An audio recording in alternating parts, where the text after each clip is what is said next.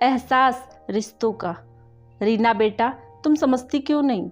नहीं पापा, आप समझिए मेरी बात को। मैं दादी के बिना अपना जन्मदिन नहीं मनाऊंगी। अरे बेटा, समझा करो। होटल में पूरी तैयारी हो गई है तुम्हारे जन्मदिन की, और तुम अभी ये क्या लेके बैठी हो? पापा, होटल में हमारे साथ दादी भी चलेंगी। बेटा, तुम्हारी दादी को चलने में बहुत परेशानी होती है और खाना खाते समय कपड़े भी गंदे कर देती है। बेटा, तुम समझो, वहाँ सब बिजनेसमैन लोग आएंगे, अपने अपने परिवार के साथ, दोस्त रिश्तेदार सब आएंगे। अम्मा का इस तरह सब गंदा करना कैसा लगेगा? पापा, आप दादी की चिंता ना करिए, मैं उन्हें संभाल लूंगी। बस मैं दादी के बिना अपना जन्मदिन नहीं मनाऊंगी। पापा, आप, मम्मी, भैया, भाभी, हम पांचों उंगलियां जाएं और जिस पंजे ने हमें आज तक संभाले रखा उसे यही छोड़ दे? ये तो गलत है ना पापा। बिना पंजे के हम सब उंगलियां किसी काम के नहीं हैं। जब हम सब उस पंजे का साथ मजबूती से पकड़ेंगे तभी तो हम साथ रह पाएंगे और रिश्तों को प्यार दे पाएंगे। पापा प्लीज पापा, दादी को मैं गंदा नहीं करने दूंगी। बहुत जिद्दी हो तुम। ठीक है, तैयार हो जाओ सब, समय हो रहा है पार्टी का। थैंक यू पापा कहते हुए रीना खुद तैयार हुई। फिर दादी के कमरे में जाकर उनको डायपर पहनाया और उन्हें गुलाबी और सफ़ेद रंग की साड़ी पहनाई। फिर उनके बाल बनाए और उन्हें अच्छे से तैयार करके बाहर जैसे ही ले आई, सब दादी को देखकर हैरान रह गए। कितनी प्यारी लग रही है। आलोक की तो नज़र ही ना हटी अपनी माँ से। आज उसकी माँ कितनी प्यारी लग रही है इस गुलाबी साड़ी में। फिर सब पार्टी गए।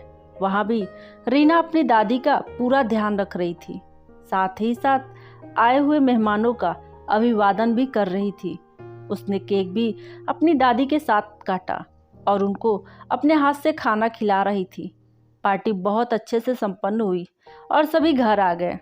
दूसरे दिन पार्टी में आए सिंह साहब और उनकी पत्नी आलोक के घर आए और बोले कि भाई आलोक जी, हम आपकी बेटी को अपनी बहू बनाना चाहते हैं।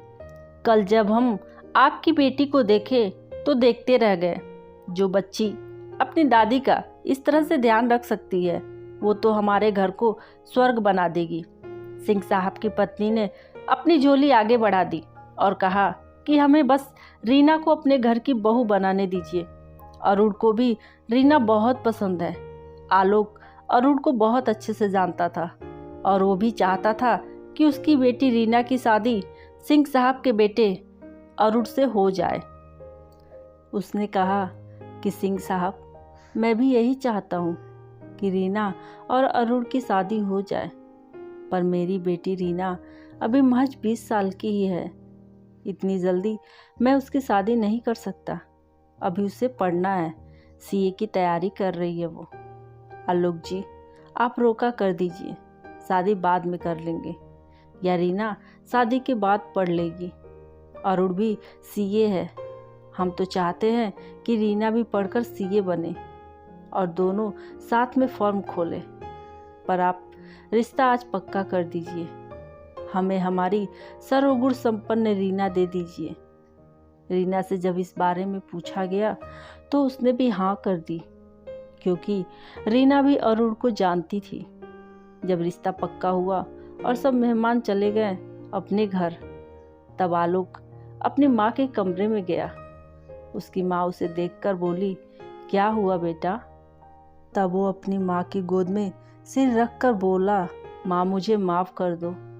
मैंने अपने काम के चक्कर में तुम्हारे पर कभी ध्यान ही नहीं दिया।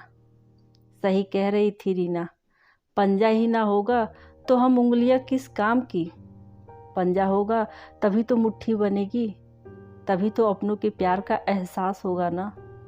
माँ, अब से मैं तुम्हारा वैसे ही ध्यान रखूँगा जैसे तुम मेरा बचपन में रखती थी। आज दोनों माँ बेटे बहुत समय तक गले लगकर रोए और बाहर दरवाजे पर खड़ी रीना अपने पापा और दादी के इस प्यार को देखकर अपने खुशी के आंसू पोंछ रही थी। दोस्तों, आपको ये कहानी कैसी लगी कमेंट करके ज़रूर बताएं। वीडियो अच्छी लगी हो तो लाइक शेयर करें और चैनल पर नए हैं तो सब्सक्राइब जरूर करें। पूरा वीडियो देखने के लिए आपका बहुत बहुत धन्यवाद।